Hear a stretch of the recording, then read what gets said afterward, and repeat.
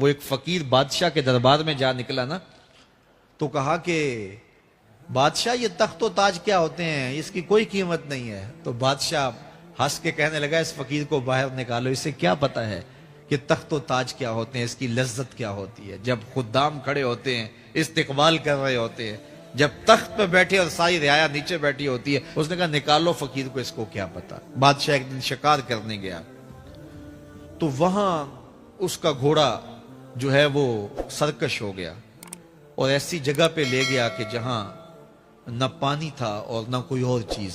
بادشاہ وہاں ہانپ رہا ہے کہ وہی فقیر مشکیزہ ڈالے ہوئے گزرا اور آواز دے رہا ہے پانی لے لو، پانی لے لو۔ بادشاہ کی تو موت واقع ہونے والی تھی، آخری ہچکیاں تھی، تو اس نے آواز دی پانی۔ تو اس فقیر نے کہا کہ ہاں تمہارے پاس ہے کوئی قیمت پانی دینے کی؟ اس نے کہا میں بادشاہ ہوں اس ملک کا۔ اس نے کہا ہوتے ہوگے، مجھے غرض نہیں ہے، میں تو بیچتا ہوں پانی۔ اس نے کہا بابا میں بادشاہ ہوں، جو مانگو گے میں دوں گا، مجھے پانی دو، میں مر رہا ہوں۔ اس فقیر نے کہا آدھی حکومت لگے گی۔ اس نے کہا آدھی لے لینا، مجھے پانی تو دو، کیونکہ مر گیا تو ساری جائے گی۔ اس نے پانی کا گھونٹ دیا، پیاس کی شدت تھی، جب پانی کا کٹورا اس نے منہ سے لگایا تو پانی حلق میں اٹک گیا۔ اب پھر دوبارہ مصیبت بن گئی۔ تو اس فقیر نے کہا کہ میں حکیم بھی ہوں، اگر کہو تو تمہارا علاج کر دوں۔ اس نے کہا ضرور کرو، لیکن اس نے کہا میں یوں ہی نہیں کروں گا، آدھی باقی حکومت بھی لگے گی، وہ بھی لکھ دو۔ اس نے چمڑے کے اوپر لکھوا لیا، ساری حکومت لکھوا لی، اور اس نے اس کا علاج کیا فوری۔ جو اس کے پاس ٹوٹکا ٹونا تھا تو اس کا پانی حلق سے نیچے اتر گیا۔ بادشاہ گھوڑے پہ بیٹھا واپس آیا، وقت گزر گیا، عرصہ بیت گیا۔ بادشاہ پھر تخت پہ بیٹھا تھا، وہی فقیر بھیس بدل کے دوبارہ آ گیا۔ پھر اس نے نصیحت کی کہ آخرت کو یاد کرو، یہ دنیا کچھ نہیں ہے، 4 دن کی کہانی ہے۔ بادشاہ نے کہا تو میرا خیال ہے پہلے بھی کبھی آیا تھا، تو نہیں سمجھتا تخت و تاج کی لذت کیا ہے۔ اس نے کہا اس کی کوئی قدر و قیمت نہیں ہے، چھوڑ اسے، آخرت سب کچھ ہے۔ تو اس نے کہا نکالو اس فقیر بابے کو، یہ اس دن بھی آیا تھا تو آج پھر آ گیا ہے، اپنی راہ لے بابا۔ اس فقیر نے اپنے تھیلے سے وہ چمڑے کی دستاویز نکالی جس کے اوپر اس نے ساری حکومت لکھ کے دی تھی۔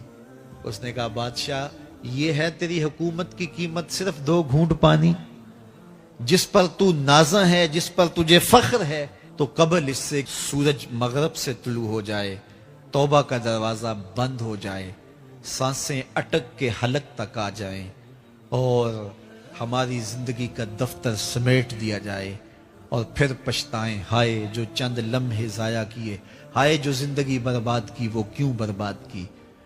کل کے پچھتاوے سے بہتر آج کا پچھتاوا، زندگی پلٹ ہوگا، وقت پر کافی ہے ایک قطرہ بھی آب خوش ہنگام کا، جل گیا جب کھیت برسا می تو پھر کس کام کا۔ آئیے میں اور آپ اپنی زندگی کو مالک کی چوکھٹ پہ، مالک کی دہلیز پہ لے جائیں، اس کے حضور سچی توبہ کریں، رجوع لائیں، اپنے گناہوں سے معافی مانگیں، وہ کریم ایک آنسو سے سارے گناہ معاف کر دے گا۔ اپنی آخرت کی تیاری کریں، کاروبار دنیا بھی کریں، لیکن اصل ہماری زندگی آخرت کی زندگی ہے۔ صحابہ کو خندق کھودتے دیکھا تو پیار آیا تو یہی کہا اللہم ان العیشہ عیش الاخرہ، اے اللہ زندگی تو آخرت کی زندگی ہے، فاغفر للانصار والمہاجرہ، میرے انصار کو بھی بخش دے، میرے مہاجروں کو بھی بخش دے۔ تو اللہ تعالی ہم سب کی مغفرت فرمائے۔ ایک مخلوق وہ ہے کہ جو خاشات کے سائے میں جیتی ہے، پروان چڑھتی ہے، بڑھتی ہے، وہ بہائم ہیں، اور ایک مخلوق وہ ہے کہ جن کی تسبیح، ذکر، سجدہ اور قیام ہی غذا ہے، اور یہ تیسری مخلوق حضرت انسان ہے کہ اب یہ اس دوراہے پہ کھڑی ہے، چاہے لڑک کے ادھر چلی جائے، چاہے پرواز کرے تو فرشتوں سے بھی آگے گزر جائے۔ اب یہ اس کا اختیار ہے۔ حضرت انسان اللہ کی تخلیق کا شاہکار ہے، تو وہ لڑک کے چوپایوں جیسے کام کرے تو پھر چوپایا تو وہ ہوا ہی ہوا، لیکن فرمایا بل ہم عدل، بلکہ چوپایوں سے بھی گزر گیا ہے، اس لیے کہ چوپائے کے پاس تو تھا ہی وہ جو اس نے کیا، اور اس کے پاس چراغ علم بھی تھا، جگمگاتی راہیں بھی تھی، जन्नत के रास्ते भी थे, ये आसमान की तरफ परवाज करने की बजाय ज़मीन की तरफ लुढ़क गया तो ये चौपाइयों से भी बदतर है। और अगर ये दूसरा रास्ता जो कहकशाओं से भरा हुआ रास्ता है, नूरो निखत से सजा हुआ रास्ता है, उस खैर की राह पे गामजन होता है तो फिर फरिश्ते भी इसकी किस्मत पे रश करते हैं, फिर फरिश्तों से भी आगे गुजर जाता है। ये अल्लाह ताला ने हर तरह से राहें इसके लिए उजाल दी, फितरतन भी और अंबिया और रसूल के ज़रिए भी, कुतुब के ज़रिए भी, सहीफ़ों के ज़रिए भी, मुस्लिहीन के ज़रिए से, अक्ल फ़हम जो दिया गया उसके ज़रिए से। यदि इंसान के लिए कोई शक वाली बात नहीं कि उसे पता ना हो कि ये रास्ता खैर का है और ये रास्ता शर का है, ये उसको अच्छी तरह आगाही दी गई। जब कोई चोरी करने लगता है, दीवार फलांगता है, उसका दिल धड़कता है, ये अल्लाह ताला की तरफ से वार्निंग होती है कि तो गलत काम करने जा रहा है। जब कोई डाका मारने लगता है, नाका लगा किसी को रोकता है, तो उसका दिल डरता है कि तू जुर्म कर रहा है। जब बदकारी को करने लगता है तो उसका दिल डोलता है कि तुम गलत काम करने जा रहे हो। जब कोई किसी को कत्ल करने लगता है तो जब वो मकतूल पे हमलावर होता है तो दिल डोलता है कि तुम गलत कर रहे हो। हत्ता कि दीवार रखते हुए हमसाए के 2 इंच भी दबाने लगे तो दिल डोलता है कि तुम गलत कर रहे हो। ये जो तेज तेज दिल धड़कने लगता है गुनाह करते हुए, तो ये अल्लाह की तरफ से उसे बताया जा रहा होता है कि तुम गलत कर रहे हो। हुजूर से पूछा गया कि ईमान क्या है, फरमाया जब नेकी तुझे खुश कर दे और गुनाह तुझे दुखी कर दे फ़अंता मोमिन, तो तू मोमिन है। तो किसी को पूछने की बजाय अपने अंदर से भी फतवा लिया जाता है, अंदर ही बताता है कि अच्छाई क्या है, अंदर ही बताता है कि बुराई क्या है। अब वो किस राह पे चलेगा? मेरे हुजूर ने फरमाया जन्नत का रास्ता मुश्किल और कठिन है और जो जहन्नुम का रास्ता है वो आसान और आरास्ता है, शहवात से सजा हुआ रास्ता है। अब तुम्हें पता है कि अंजाम क्या है और तुम्हें इख्तियार दिया गया है।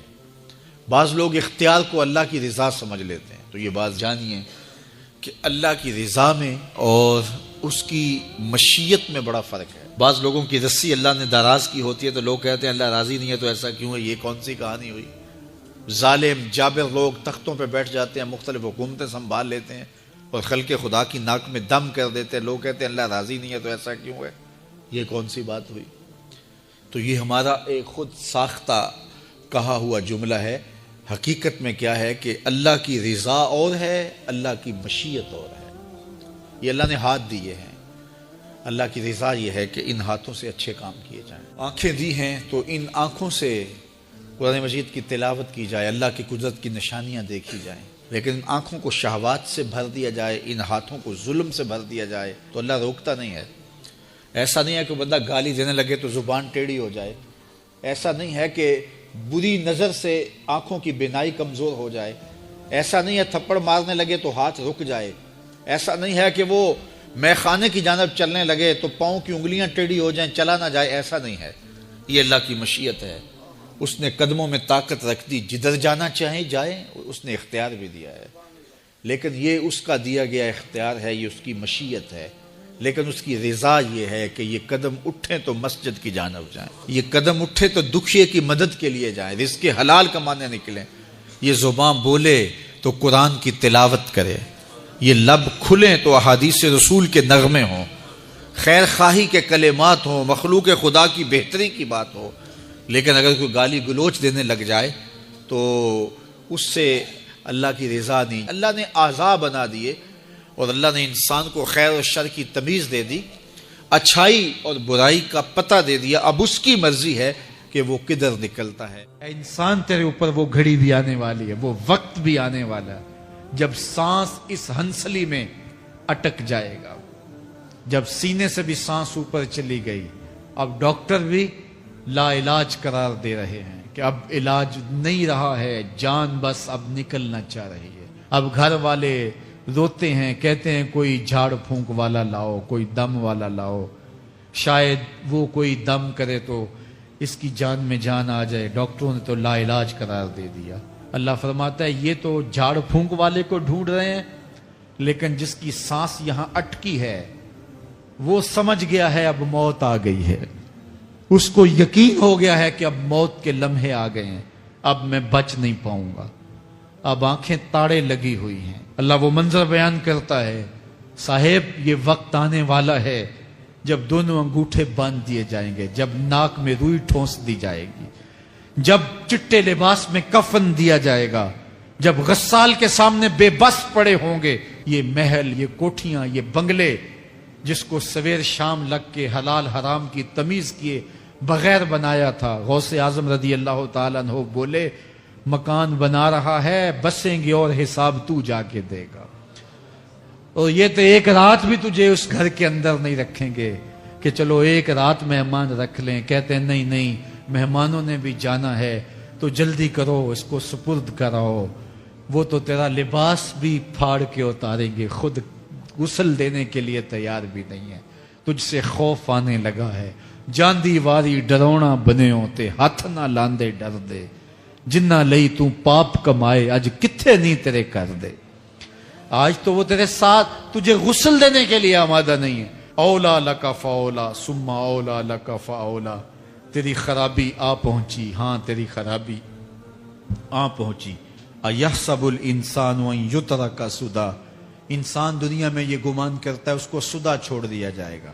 آج تو مفتی شہر ہے، آج تو علامۃ الدہر ہے، آج تو قاضی القضات ہے، آج تو منسٹر ہے، آج تو وزیر اعظم ہے، آج تو پہلوان ہے، آج تو شہزادہ ہے، آج تو بادشاہ ہے، آج تو زوراور ہے، آج تیری طاقت کے کیا کہنے، آج شیروں کو تو نچا لیتا ہے، ہاتھیوں کو تو بٹھا لیتا ہے، تیری صورت نکھرتی ہے، تیرے ہونٹ گلابی ہیں اور تیری نرگسی آنکھیں ہیں، تیرے ریشمی بال ہیں اور تیری خوبصورت رنگت ہے، تو چال چلتا ہے تو لگتا ہے قیامت چل رہی ہے، تیرا قد رانا جو ہے وہ صنوبر کو شرماتا ہے، تیری گفتار کے تنتنے ہیں، جس نے اتنی خوبصورت شکل ماں کے رحم میں بنائی، کیا وہ ہڈیوں کو جوڑ کے دوبارہ انسان نہیں بنا سکتا؟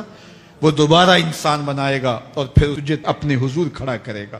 اور ایک حدیث میں آتا ہے اللہ بندے کو اپنے حضور کھڑا کرنے کے بعد اپنے سامنے سے ہٹنے نہیں دے گا جب تک 5 سوال نہیں پوچھ لے گا۔ ان عمرہ ہی فیما افنا ہو، اس کی عمر کے بارے میں پوچھے گا کہاں ضائع کی، اس کی جوانی کے بارے میں پوچھا جائے گا جوانی کہاں گزار کے آیا ہے، مجنوں تو نہیں بنا رہا، خواہشات کا اسیر تو نہیں ہو گیا، دیوانوں کی طرح زندگی تو نہیں گزار کے آ گیا، تیری جوانی کسی چوک میں تو نہیں گزری، تیری جوانی آوارگی میں تو نہیں گزری، ساری رات سوشل میڈیا کے اوپر گندگی اور غلاظتیں تو نہیں دیکھتا رہا، تیری جوانی گزری کہاں ہے؟ اگر کوئی جواب نہ ہوا تو پھر کیا جواب دے گا؟ اور وہ کتنا خوش نصیب ہوگا جو کہے گا مالک میری جوانی سجدوں میں گزری، میری جوانی قیام میں گزری، میری جوانی رکوع میں گزری۔ جوانوں اپنی زندگی کو مالک کی دہلیز پہ لے آؤ، جوانی وہی ہے جو مالک کی چوکھٹ پہ گزرے، اپنے دل کا تعلق جوڑو، عشق کرنا ہے تو پھر آمنہ کے لال سے کرو، محبت کا رشتہ ان سے جوڑو، تعلق کا ربط ان سے قائم کرو، جوانی کو دین کی راہ پہ ڈالو۔ اللہ اکبر، سنو میرے حضور کا فرمان، انا حبیب اللہ، میں اللہ کا حبیب ہوں۔ پھر فرمایا الشاب التائب حبیب اللہ، جو جوان جوانی میں توبہ کرے وہ بھی اللہ کا حبیب ہے۔ آؤ اللہ کے حبیب بن جاؤ۔ جب آپ اپنی ساری زندگی اللہ کے نام کر دیں گے تو پھر وہ پوری کائنات تمہارے نام کر دے گا۔ کی محمد سے وفا تو نے تو ہم تیرے ہیں، یہ جہاں چیز ہے کیا لوح و قلم تیرے ہیں۔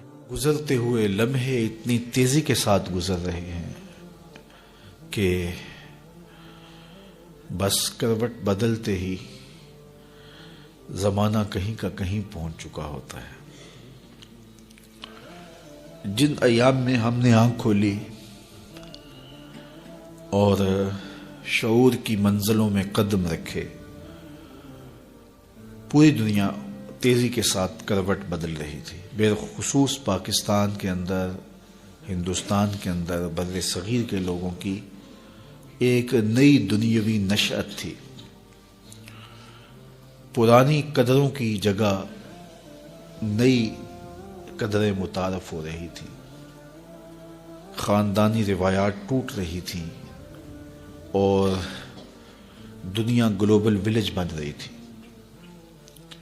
وہ کلچر، وہ تہذیب جو مخصوص علاقوں کا حصہ تھا وہ دیہاتوں میں منتقل ہو رہی تھی۔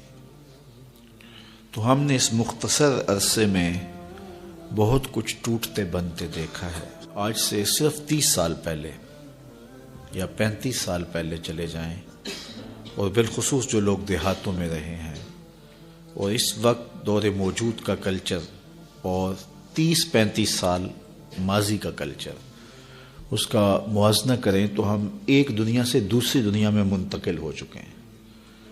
آج سے 35 سال قبل ہم ایک اور جہان میں تھے جس میں قدریں اخلاق کی پامال نہیں ہوئی تھی، جس میں شرم و حیا کے جوہر موجود تھے، جس دور میں بیٹیاں برہنہ سر نہیں ہوتی تھیں، جس دور میں نوجوانوں کی آنکھوں میں شرم و حیا کی بجلیاں تھیں۔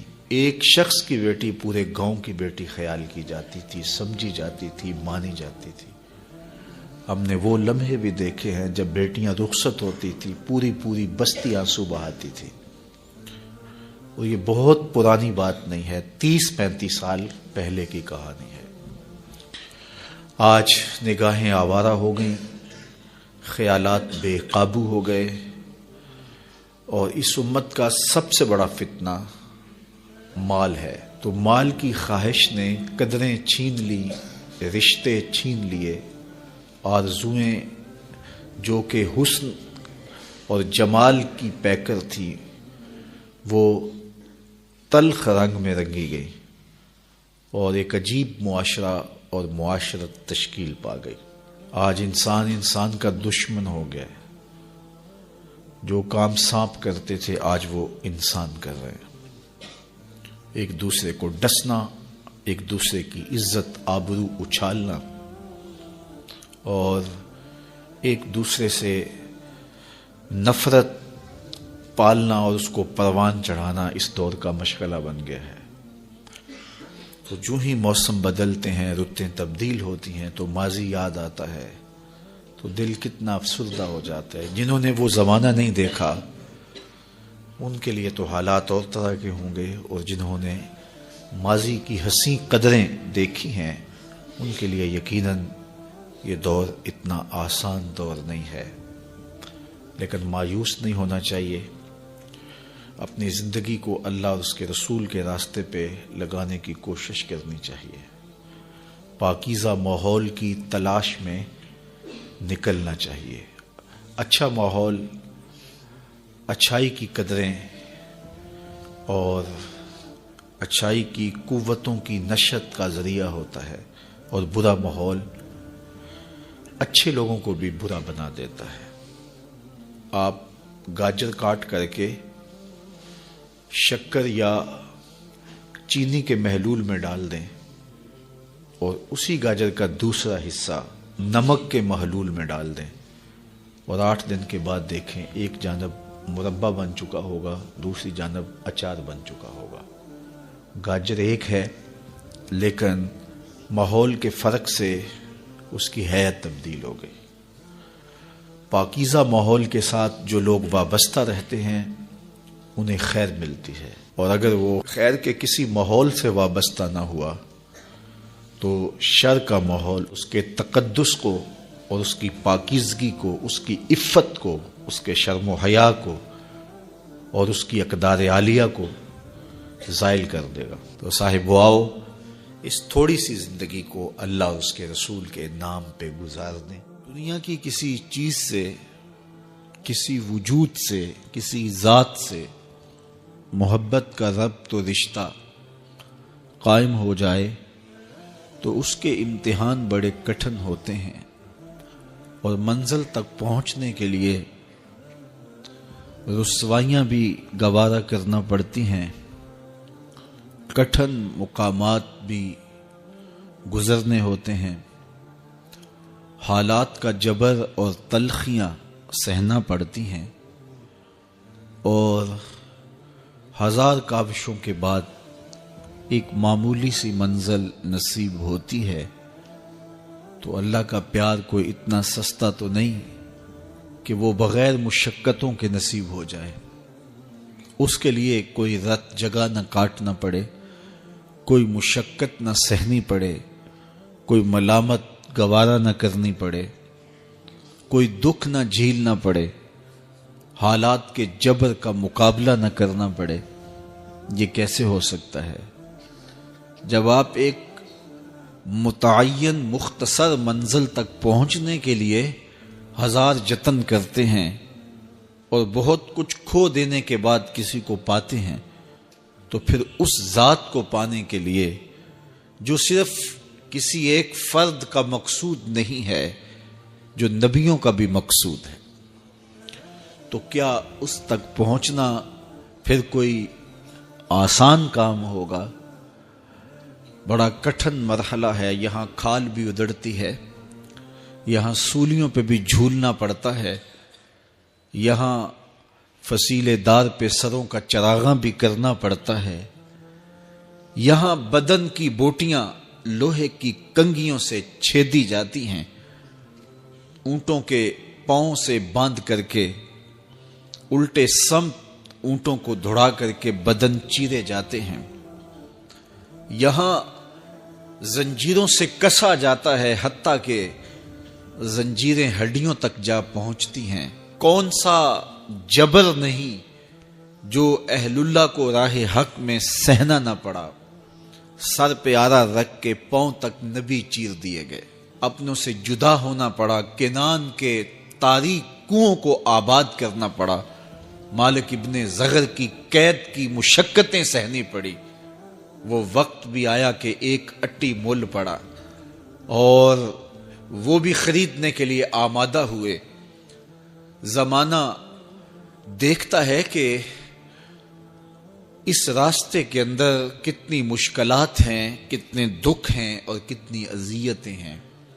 اس کا پانا، اس کا قرب کوئی معمولی تماشا نہیں ہے کہ چٹکی بجاتے ہوئے قرب الہی نصیب ہو جائے۔ یہ ایک بہت بڑی دولت ہے اور اس کو حاصل کرنے کے لیے لوگوں نے زندگیاں وار دیں، راہوں کی مٹی بن گئے اور حالات کے تھپیڑے سہتے سہتے منزل تک پہنچنے سے قبل ہی وہ اپنی جاں آفرین کے سپرد کر گئے۔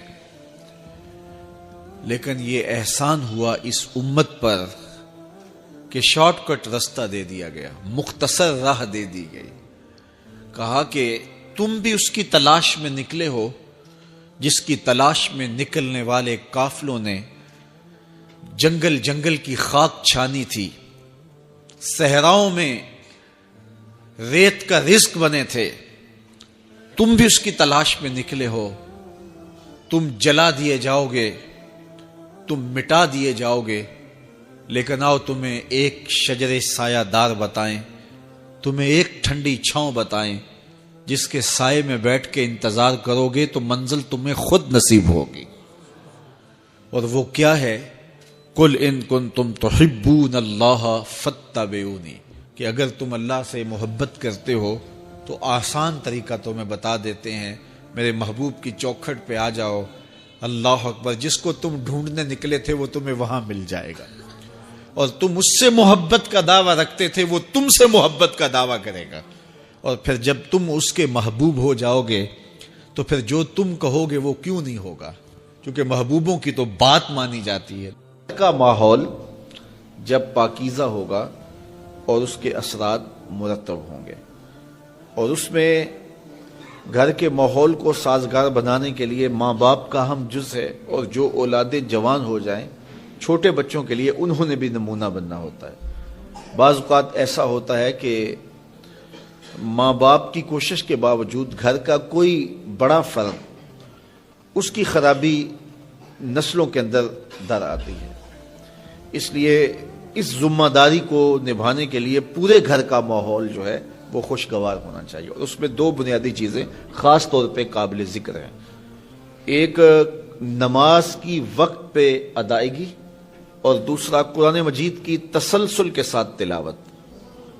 گھر کے ماحول میں اگر یہ دو چیزیں آپ لے آتے ہیں کہ جو ہی اذان ہو تو تمام افراد خانہ مصلی بچھا لیں اور مصلی بچھا کر کے نمازیں پڑھیں، اور جو مرد حضرات ہیں وہ مسجد کا رخ کریں، اس کا لازمی نتیجہ یہ ہوگا کہ اولاد کی طبع کے اندر صالحیت پابندی وقت اور نماز کے لیے پابندی ان کی طبیعت میں پیدا ہوگی. اور دوسری چیز قرآن مجید کی تلاوت. اگر دونوں اوقات میں ہو، صبح بھی اور رات کو بھی، تو بہت اچھا. لیکن اگر دو وقت میں ممکن نہ ہو تو ایک وقت میں صبح کے وقت قرآن مجید کی تلاوت جو ہے یہ معمول ہونا چاہیے. اور یہ جب معمول ہوگا تو پھر ایک پاکیزگی بھی آئے گی ماحول میں. اس کی اپنی ایک برکات ہے. جہاں قرآن مجید کی تلاوت ہوتی ہے وہاں رحمت کے فرشتے اترتے ہیں، اور جس گھر میں رحمت کے فرشتے اترتے ہوں، اللہ اکبر، وہاں کتنی کرم نوازیاں اور کتنی رحمتیں جو ہے وہ لے کر کے ساتھ آتے ہوں گے. جس گھر میں کتا، تصویر اور جنبی یہ تین ہوں وہاں رحمت کا فرشتہ نہیں آتا. کتا ہو، کسی کو غسل کی حاجت ہو اور اس کے باوجود وہ غسل نہ کرے، جنبی. اور تیسرا جو ہے وہ تصویر. جہاں یہ ہوں میرے حضور نے فرمایا وہاں رحمت کا فرشتہ نہیں آتا. تو بعض گھروں کے اندر قد آدم کے برابر تصویریں لگی ہوئی ہوتی ہیں تو ظاہر رحمت کا فرشتہ تو وہاں نہیں آئے گا. اور پھر یہ تصویر کسی تقدس مآب ہستی کی ہی کیوں نہ ہو تو پھر بھی اس سے گریز کرنے کا کہا گیا ہے. اور آج ہمارے گھروں کے اندر سکرین کے اوپر جو تصویریں چل رہی ہوتی ہیں اور جو مختلف چینلز کے اوپر چل رہا ہوتا ہے تو پھر ہم کہتے ہیں کہ پتہ نہیں برکت کہاں اڑ گئی. میاں رحمت کے فرشتے تمہارے گھر میں کبھی آئے ہی نہیں تو پھر برکت کہاں سے آئے گی. پہلے مال تھوڑا ہوتا تھا، پیسے لوگوں کے پاس اتنے نہیں ہوتے تھے. 100 روپے کا منہ کوئی دیکھتا تھا. لوگ پیدل سفر کرتے تھے. میں ایک دیہات کا رہنے والا ہوں. سارے لوگ پیدل شہر میں آتے تھے. لوگوں کے پاس دو سے زیادہ جوڑے نہیں ہوتے تھے. اچھا جوتا کسی کے پاس نہیں ہوتا تھا. شادیوں سے بڑے بھائی کا جوتا، چھوٹے بھائی کا جوتا، ایک دوسرے کے جوتے مانگ کے لوگ لے کے جایا کرتے تھے. سکول کے بچوں کے پاس بہت ساری مائیں تو کچھ کھانے کے لیے دے دیتی تھی کہ یہ دوپہر کو کھا لینا، اور خرچی بھی بڑی معمولی سی ملتی تھی. اور آج ہر بچہ 200-300 روپے کا بیلنس روز جو ہے وہ موبائل پہ خرچ کرتا ہے. موٹر سائیکل کا جو ہے وہ تیل الگ خرچ کرتا ہے، اور جو اس کی جیبیں بھری ہوئی ہوتی ہیں. اور اتنا کچھ ہونے کے باوجود برکت نہیں ہے. برکت جو ہے وہ پیسوں سے نہیں آتی. جب رحمت کے فرشتے آتے ہیں برکتیں لے کے آتے ہیں. اور ہمارے گھروں کے اندر جو قدآور سکرینیں لگی ہوئی ہیں اس سے برکت اڑ گئی ہوئی ہے. اور اس پہ پھر کیا کیا دیکھا جا رہا ہے اور کیا کیا دکھایا جا رہا ہے. تو پورے ملک سے برکت اڑ گئی ہوئی ہے. پیسے کی فراوانی کے باوجود برکت باقی نہیں رہی ہے. کثرت کچھ چیز نہیں ہے، برکت کچھ چیز ہے. تو اللہ سے کثرت کی بجائے برکت مانگو. جب برکت مانگو گے تو تھوڑے میں بھی اللہ تمہیں وہ سکون اور طمانیت قلب عطا کر دے گا جو زیادہ والوں کو بھی نصیب نہیں ہوتا. تو اصل مقصود تو طمانیت ہے. تو اپنی اولاد کو جو ہے وہ اپنے عمل کے ساتھ، اپنے رویے کے ساتھ صالحیت کی جانب لے کر کے جاؤ. قرآن مجید کی تلاوت معمول رہے گھر میں، اور 5 گانا نماز کے لیے گھر میں مصلے بچھیں. مائیں بہنیں بیٹیاں گھروں میں مصلے بچھائیں، اور مرد حضرات مسجد کا رخ کریں. تو پھر دیکھنا کہ اس کے اثرات مرتب ہونے لگیں.